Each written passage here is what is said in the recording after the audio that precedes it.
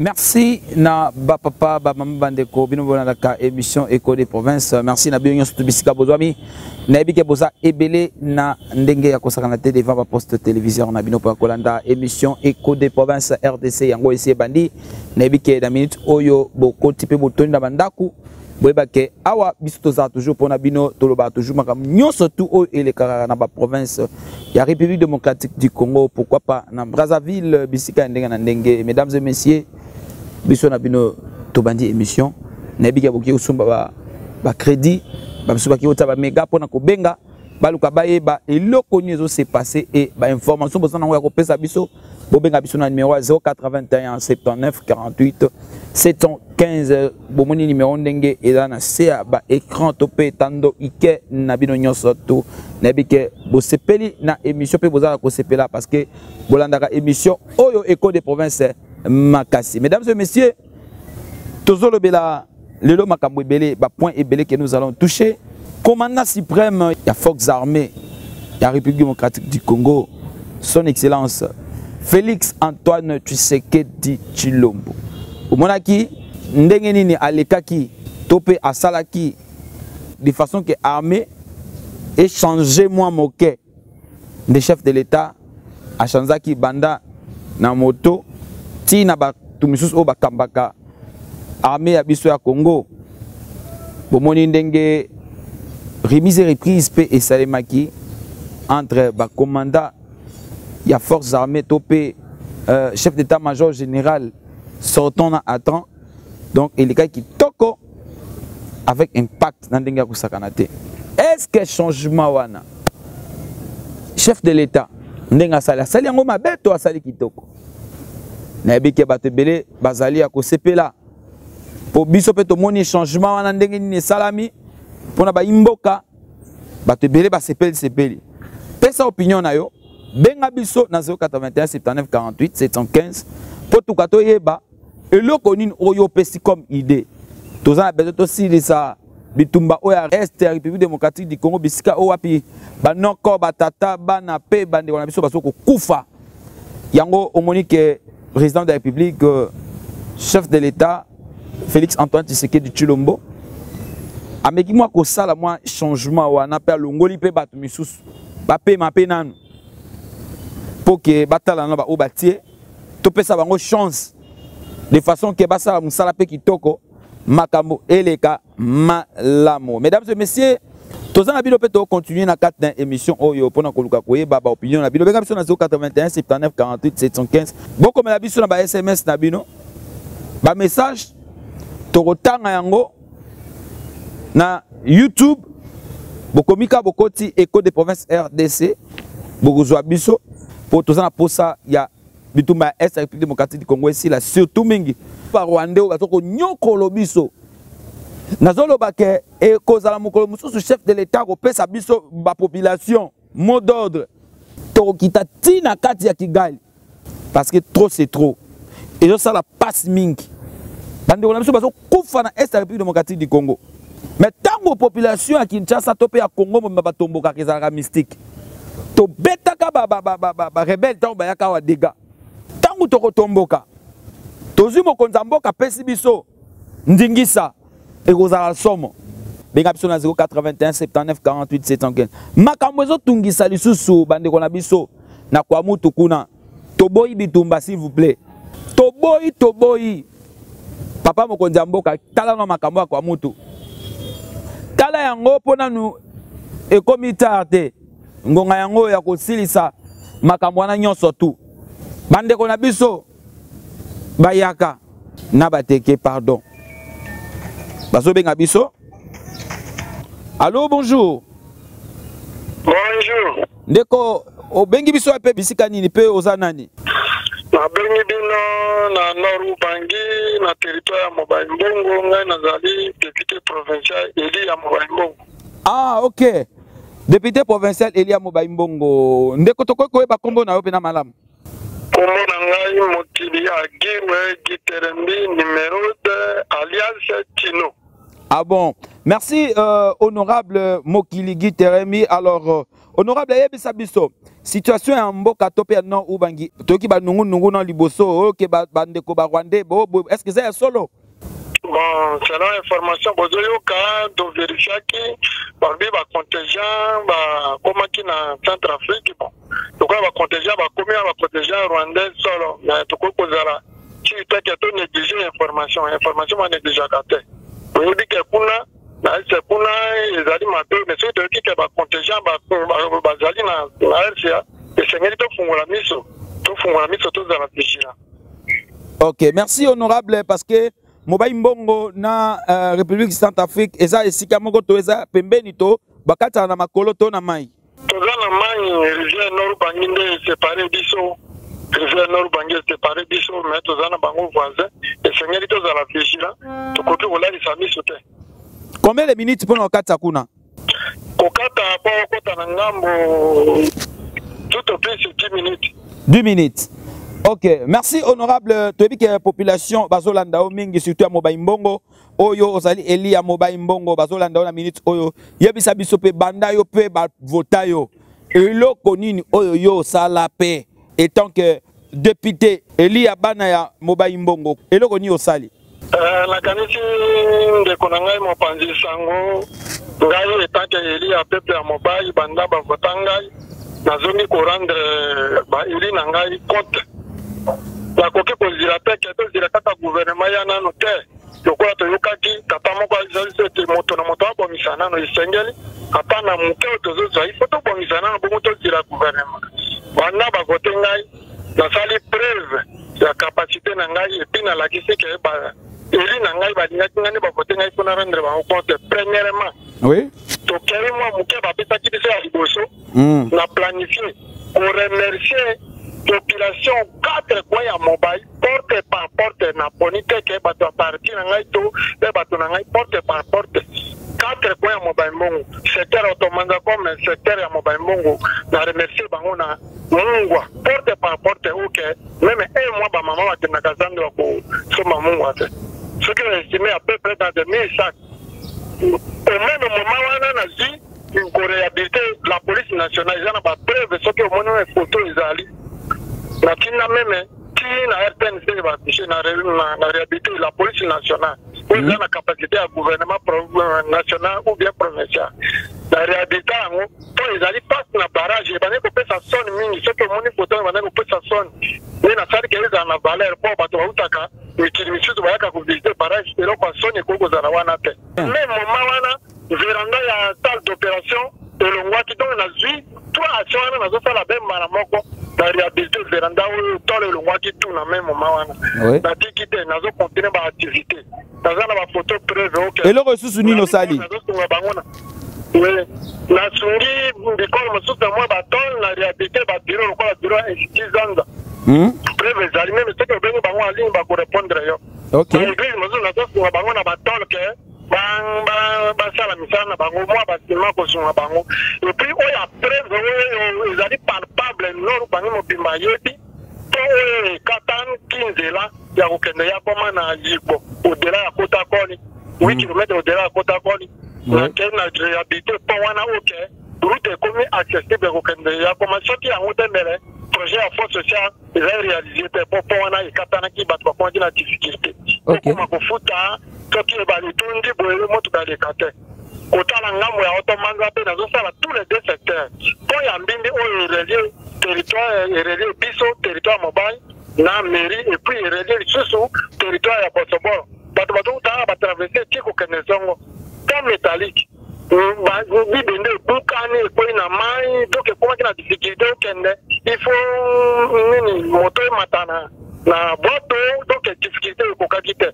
na moni le quoi ezaki relier mairie na secteur na otomanga bato na baleli mingi na kena réhabilité zana ba poto preuve ezali oke na zoli sa lelo secteur du mona okomona ngo ezali ya lokuta pe ona balabala monene tous les bateaux ce que même guado wapi lor bangi ba ko répondre que moto réhabilité honorable Tino.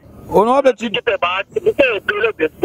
Oui, mais toyoka ki pe lisusu ozalaka pe munganga po tomoni bande ko misusu ebele.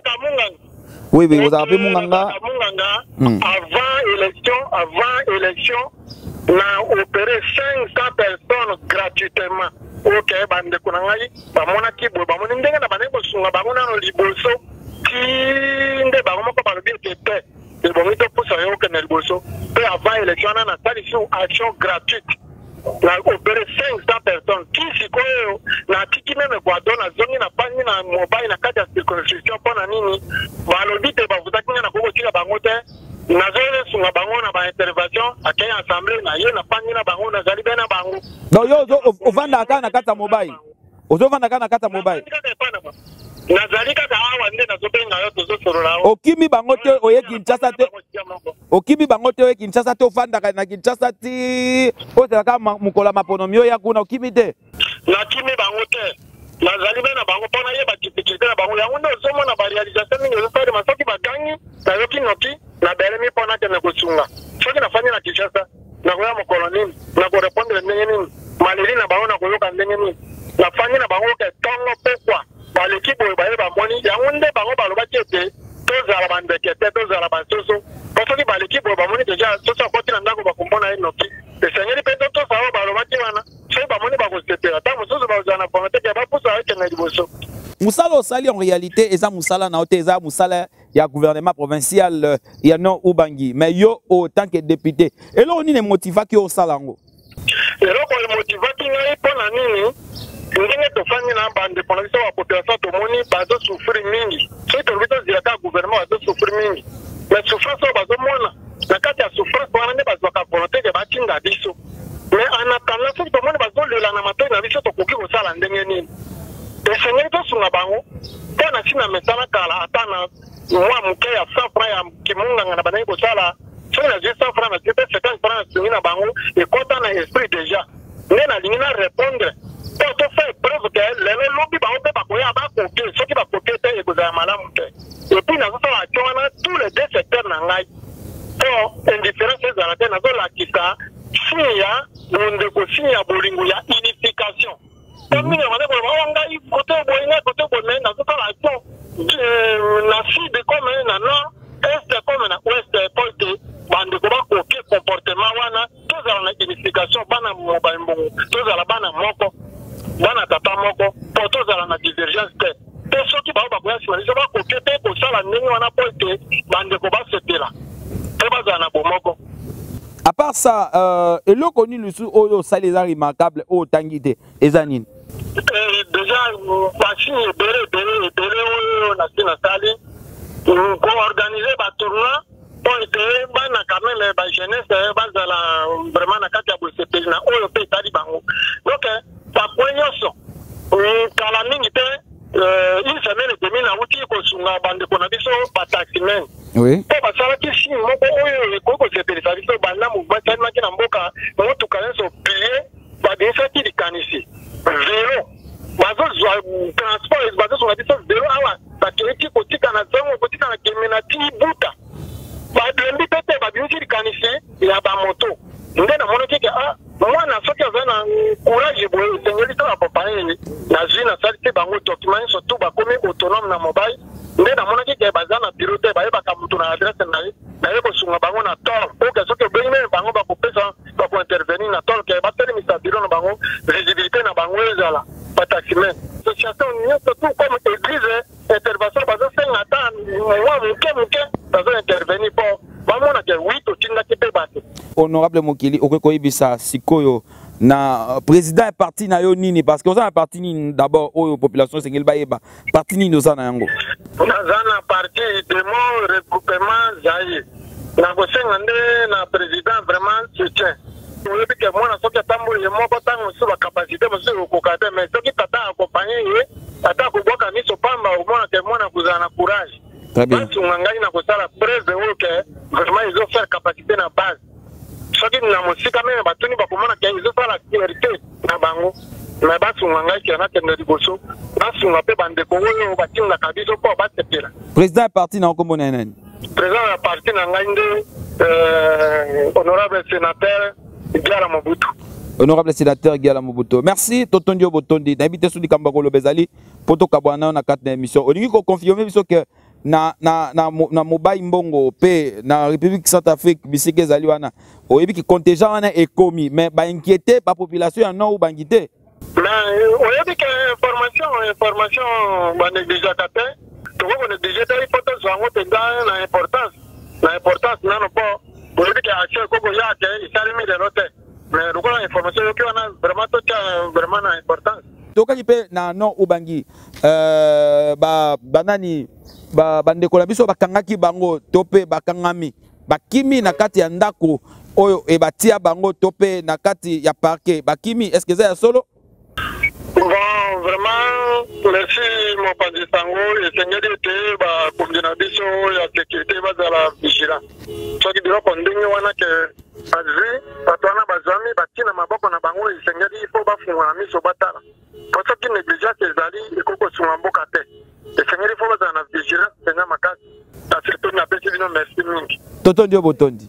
Merci mesdames, messieurs, chers amis téléspectateurs de cette émission.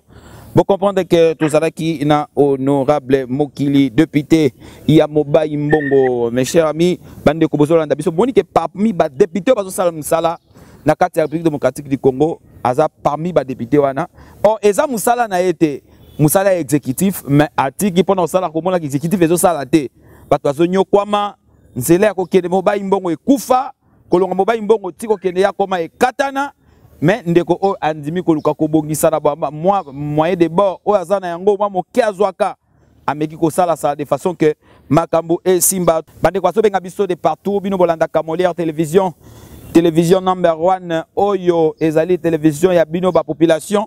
Merci pour comprendre que makambo ezoli kana ubangi tokoluka pe toyeba na sido bangi est-ce que makambo pour kala mingi te no kita na sido bangi kuna na luka na yeba parce que population ba tozolo ba oh boy na luka na yeba réalité parce que ngana kitara tina terrain étant que journée c'est investigation bandeko bilom bozanda biso bobenga biso na 081 79 48 715 état de siège ba prolonger yango lisusu. Mais to sengi na bakonzi ya mboka. To sengi na bakonzi ya mboka. Ministre de la Défense, merci na musala zo sala zo bunda zo kota partout. Merci beaucoup. Mais to sengi kimia na Est ya République démocratique du Congo. To sengi na mokonzi ya mboka. Renforcer ba munition mandoki makambandere na ndenge za la kuna. Potebike bandeko na biso Est ya République démocratique du Congo bazo lela, bazo nyokwama. Bino bandeko yo bozali na bambongo. Boke ko soutenir bandeko wana. Basoda bakufi na baguerre kotinda babiloko surtout mbongo pe biloko ya kolia de façon que sunga bandeko wana ba mama ba papa ba orphelin ba orpheline vraiment eko sala bien malamu mingi na bandeko nyonso tout oyo bazolanda Molière télévision bino beto bemesa kolanda biso benga biso na 081 79 48 715 Tokita partout. Bon, on est dans l'Est de la République démocratique du Congo. Nakiti na Kachebere. Nakiti na Chanzu. Nakiti bisika endere na ndenge bolanda ki ba image boyeba ki ndenge ni nakitaki na lati ba sokoto sokoto to ko benga ngoni bomona ki bino moko. Nyonso to na pona relaxer que nous sommes de journalistes d'investigation. On doit aller sur place pour to eba tout s'acquérir na makambo ezole kanakuna. Mais to kutibana misusu abandonné. Ndeko mbongo na ozana ngo kene na kanko kolo kene na kanko moko luka bana oyo ba parents na bango ba kufa pona bitumba Est République démocratique du Congo sunga bango. Opération sunga bana ya ba soda pe sunga lisusu na basi na bango batiki e osa malamu mingi. Wana eza kolona na mabele ya malamu oyo kokobota. Bitumba oyo to tika ngo boete to si sa tili fobo to récupérer Est la République démocratique du Congo. To za na granda ya bino ba Rwandais. Bokeba na bino. Tant ba Congolais ba silikaka ezalaka somo. Bolanda quelques activités ya mama Jilingungwe o azali gouverneur ya Tanganyika. Bandeko Sokomi Tanganyika mikolo o ndenge Tanganyika eza transformé ko konzimate. Durant son séjour dans le territoire de Manono, territoire où régnait déjà le banditisme urbain ayant orchestré une crise de confiance entre la population et les autorités politico-administratives du territoire, le gouverneur Julie Ngungwa Mwayuma a joué en même temps au sapeur-pompier et à l'arbitre. Cela se témoigne par de nombreuses audiences qu'elle a eu à accorder aux différentes couches de la population de ce terroir, entrevues l'ayant permis de comprendre la source des différents conflits et d'en envisager les mécanismes d'apport des solutions durables. C'est le cas de la société civile en toute sa diversité qui, déjà il y a un mois, invitait l'autorité provinciale pour juguler tant soit peu l'inquiétude qui caractérisait la population de Manono à la suite de la recrudescence des cas de vol et de ce qu'elle a qualifié d'impunité ou de passivité de la part des autorités territoriales. Le gouverneur Julie Ngungwa Mwayuma a pallié à cette crise par son sens d'écoute et sa capacité managériale dans la gestion des conflits sociopolitiques. Le cadre de concertation de la société civile de Manono a témoigné sa satisfaction. Après cette rencontre, nous avons trouvé qu'il y a satisfaction dans les dialogues.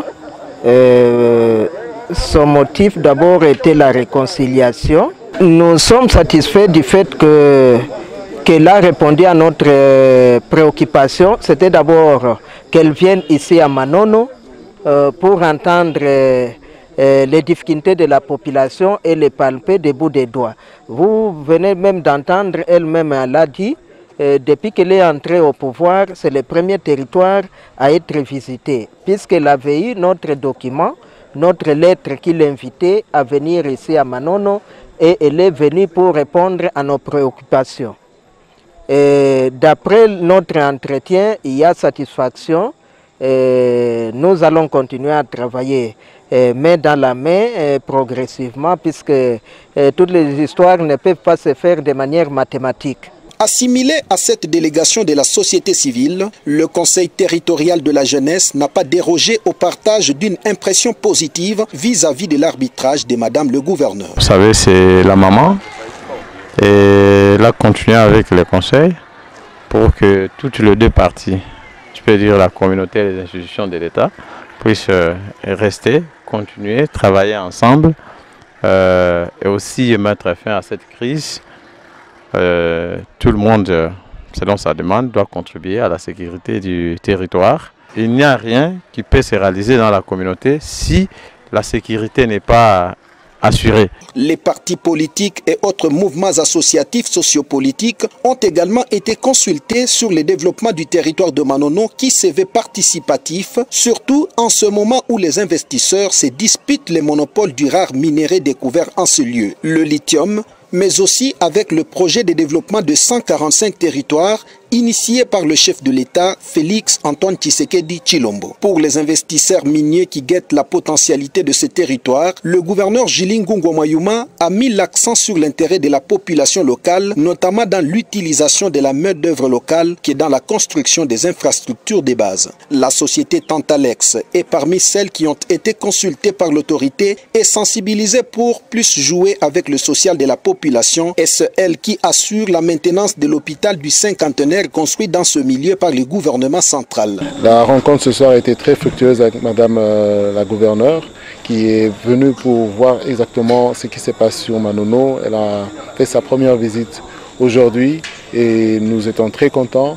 Et la rencontre avec elle était vraiment fructueuse. Clôturant sa mission, Julie Ngungwa Mwayuma y sort satisfaite d'avoir trouvé des solutions à plusieurs problèmes de sa population et remercie l'hospitalité de la population du territoire de Manono. Je suis entrée en contact avec tous les services, les entreprises minières, les autorités territoriales, et on a fait un grand travail. Je suis très contente.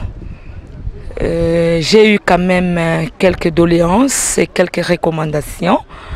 Et je pense que ce n'est pas ma première et ma dernière fois de piétiner les sols de Manono et entrer en contact avec cette population manoise.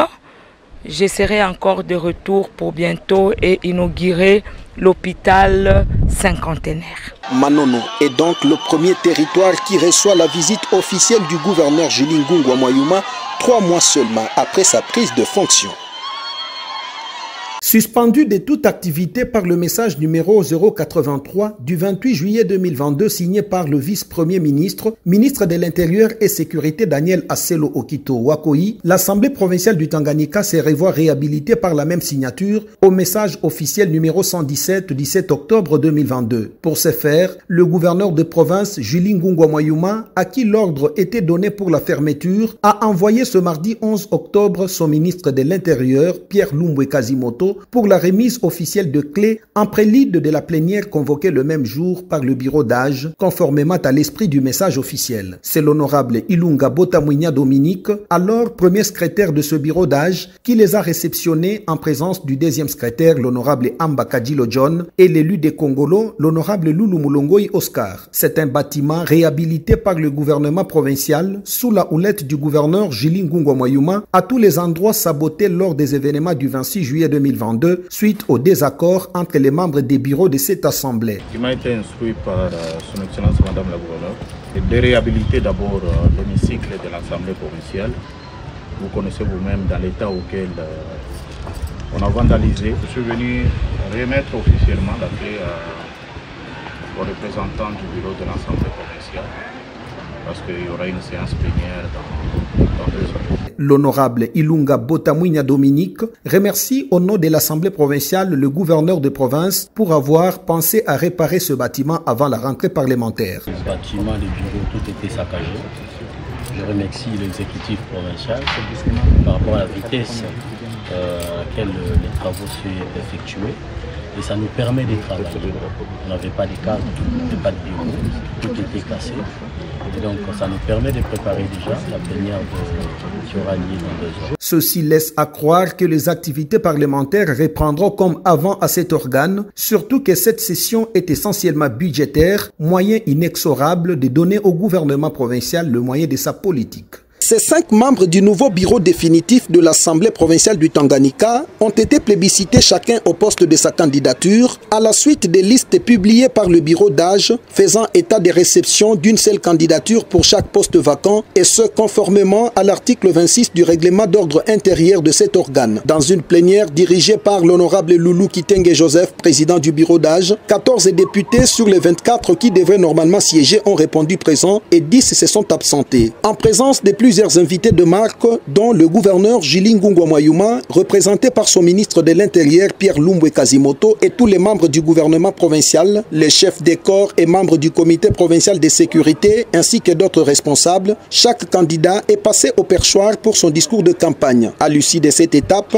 les honorables Kakuji Kibombo Vincent, Lubuli Kaluta Alvar, Niembo Kalombola Jean-Pi, Kiondo Antombo Astrid et Kalinde Kavumboa ont été plébiscités respectivement président, vice-président, rapporteur adjoint et questeur. Dans son discours de prise de fonction après la passation du marteau des commandements, l'honorable Vincent Kibombo dit être le président de tous les honorables députés provinciaux du Tanganyika, tout en rassurant l'opinion, le pardon du bureau à l'endroit de tous ceux qui n'ont pas favorisé la bonne marche de l'institution et invite les autres députés de revenir à la raison. L'élaboration des édits nécessaires à la province, l'amélioration des conditions de vie des honorables députés et de l'ensemble du personnel administratif, ainsi que le contrôle parlementaire objectif, c'est en tout cas le cheval de bataille du nouveau bureau élu, a rassuré son président. Suspendu de toute activité parlementaire par le message du vice-premier ministre, ministre de l'Intérieur et Sécurité, Aselo Okito, l'Assemblée provinciale du Tanganyika a repris ses activités en organisant une séance plénière ce mardi 11 octobre 2022 au siège même de cette première institution de la province. Devant plusieurs invités, dont le gouverneur de province est représenté par le ministre de l'Intérieur, Pierre Lumbwe Kazimoto, le membre du gouvernement et d'autres invités de marque, la séance s'est passée dans toute quiétude. C'est l'honorable Ilunga Botamwinya Dominique, premier secrétaire de ce bureau d'âge, et qui a présidé cette séance plénière 10 jours en présence du deuxième secrétaire du bureau d'âge, Amba Kadjilo. Donner les pouvoirs aux plus âgés des députés qui composent l'Assemblée provinciale du Tanganyika et lire la lettre de suspension du mandat de l'honorable Koya Mawazo, alors les plus âgés qui travaillent déjà au gouvernement. Tel a été l'ordre du jour de la dite séance plénière. Lecture de la lettre de l'honorable Koya Mawazo Kaya portant suspension de son mandat et son remplacement par un nouveau doyen d'âge. Au cours de cette séance, c'est l'honorable Loulou Kitenge qui a été choisi comme le président du bureau d'âge. Honorables députés, chers collègues, comme vous pouvez le constater, cette séance plénière est exceptionnelle. Je voulais à cette occasion interpeller la conscience des députés que nous sommes à privilégier l'intérêt de notre province et partant l'intérêt du peuple qui nous a élus, au lieu de voir nos intérêts personnels. Madame Akassia Bandoubola Mbongo, bolanda ba activité na oasa qui na stade ya Vélodrome et les kanaki ndenge nini Fortina na Djogo Mangongo. Soutenir les FARDC et son commandant suprême, Félix Tshisekedi Tshilombo, la conquête du mythique Vélodrome par Akassia Bandoubola. Un samedi 15 octobre, resté dans les annales, le stade Vélodrome de Kintambo a frôlé l'effondrement. Le public quinois, des milliers venus, certains de recoins les plus éloignés de la capitale, ont manifesté leur dévouement à la cause de la fondation Akassia en action à Carré. Arrivée sur le lieu en début d'après-midi, la présidente de la dite organisation et cadre de l'Union pour la démocratie et le progrès social UDPS est vite touchée par l'enthousiasme peu ordinaire de dizaines de milliers de membres qui attendent son entrée. Tout de blanc vêtus pour symboliser la paix. Tenez, une fine étoffe recouvrant la finesse et l'éclat de sa chevelure, lunettes de soleil, chemisette et pantalon à son effigie aux côtés du président Félix Tshisekedi. Aussitôt dans l'enceinte, elle entame la ronde question de manifester sa proximité d'avec ces milliers de membres présents à cet événement, l'un des plus attendus de la ville.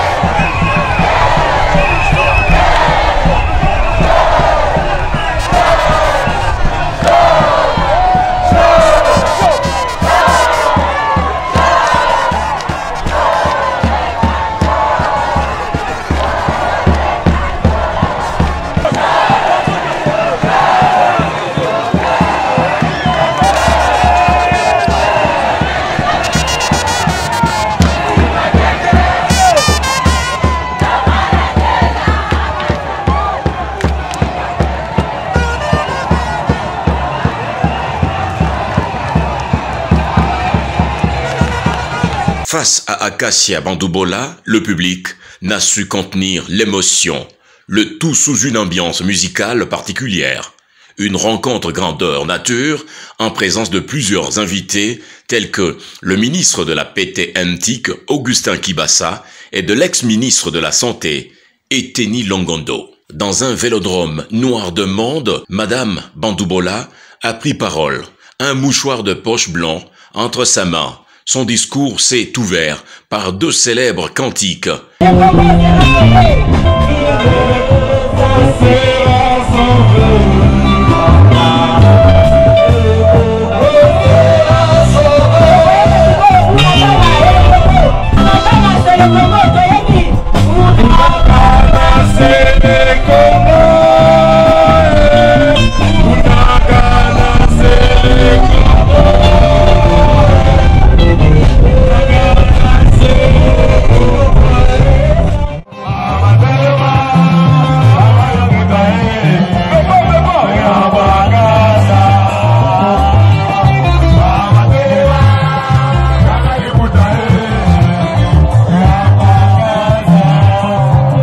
Et c'est bien elle à ouvrir son grand oral. Le Congo est agressé par le biais du Rwanda, notre voisin. Le Rwanda soutient le mouvement terroriste M23 pour s'aimer la désolation chez nous. C'est pourquoi, à dater de ce jour, nous, à Carré, nous Congolais, disons ça suffit. Notre génération a droit aujourd'hui de dire stop. Nous n'avons nullement besoin des ennemis sur notre sol. Hier, ils s'est caché, aujourd'hui, ils sont connus de tous. Le Rwanda est aujourd'hui identifié comme le pays agresseur de notre nation. C'est pourquoi nous sommes ici pour conscientiser la jeunesse et toutes les catégories d'âge autour de la question.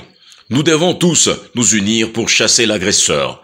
C'est la raison pour laquelle nous sommes ici pour soutenir les forces armées de notre pays et son commandant suprême, le chef de l'État Félix Antoine Tshisekedi Tshilombo, au regard des efforts fournis pour maintenir la paix. Nous saluons les nouvelles mises en place à la tête du commandement de l'armée, effectuées récemment par le président Tshisekedi. Un autre message important du meeting était lié au tribalisme limpide et comme à l'accoutumée, Akassia Bandoubola n'est pas allé dans des circonspections. Responsabilité na biso en tant que Congolais ezali. Responsabilité na biso ezali totika kosidentifier lokola Bangala, lokola Baluba, lokola Bakongo, lokola Baswahili. Oyebi ke nalobaka na bino tozala Baluba, ozala Mukongo, ozala Mungala, ozala Muswahili, bana tata bo moko, mama bo moko, ekolo bo moko, ekolo mokonzi bo moko. Lelo jeunesse, il faut te comprendre que tu as un rôle mouneni. Jeune, lève-toi pour ta nation. Tellement pour la mboka na yo. Moto akokundela yo pour la mboka na yo azali. Yawa azosenga biso nyonso ba jeune oyo bazosentir patriotisme na kati na bango bakende kosenrole na armée na biso na FRDC bete. Yo moto ozosala kuluna olie koma bandeko na yo olie okata bandeko na yo kende okata bangu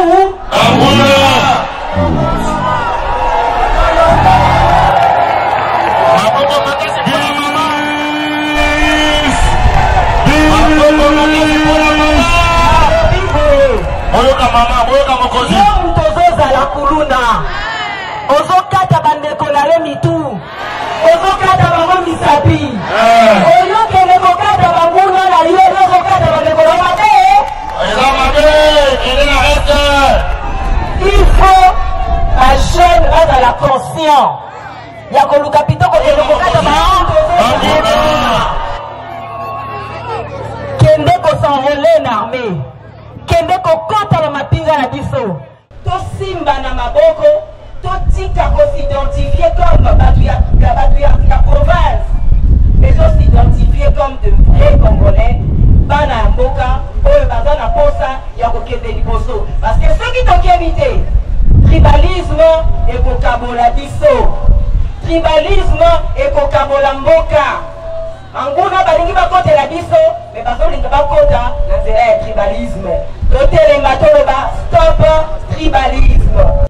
Na 2023 topesa Félix Antoine Tshisekedi Tshilombo deuxième mandat po misala na ye na mboka emonani beton mais okopesa ye deuxième mandat ndenge nini il faut tokende na enrôlement mokolo wana bana ya Carré nayebaki mama madese ozotoka ozosala nini ozokende enrôlement papa outi mosala ozosala nini kende na enrôlement kende kosenrole parce que mokolo wana tozoya systeme lisu likolo ya lisu likolo ya lisu mama koyeba kopona bakambi kopesa voix na yo na mwana ya ndeke te kopesa voix na yo na mwana ya ndeke ozokende vote président na yo Félix Antoine Tshisekedi otie voix na yo bango ozokende kotia député na yo boni nani ye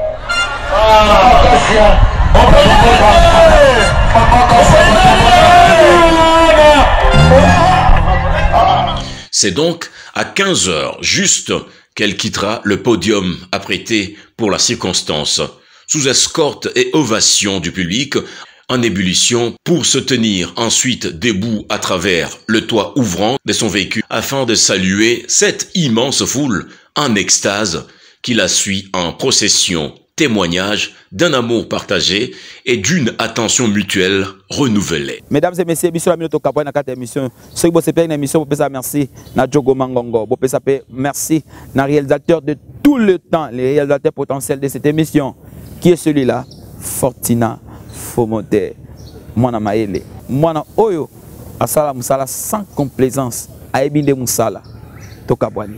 Au revoir.